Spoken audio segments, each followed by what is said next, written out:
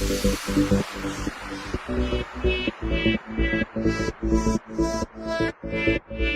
like to share or maybe to recommend to the audience?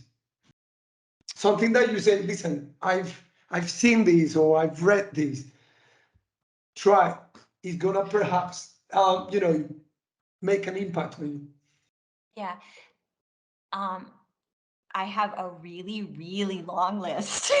Wow. I'm Okay. gonna So I'm gonna give two. I'm gonna give two. So the thing is that there's a lot of people that have done wonderful work on the academic side, right? But that's harder to translate. I can't hand that to a family member and say like, hey, read this, right?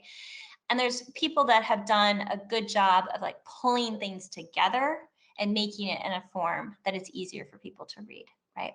So one would be, I would recommend Kate Raworth's Donut Economics for people who haven't read it already, as a way to kind of get a summary of a lot of thinking in this space, right? She's read so many other things and put it together in an easy format with pictures to help understand.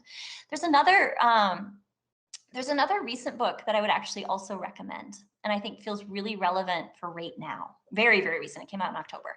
So there's an author named Anand Giridharadas who wrote a book called Persuaders. And so there's this feeling right now often that the people who are different than us can't be changed, right? There's a big polarization happening in a lot of countries, right? I see it in Sri Lanka, I see it in the US, I see it in a lot of countries, right?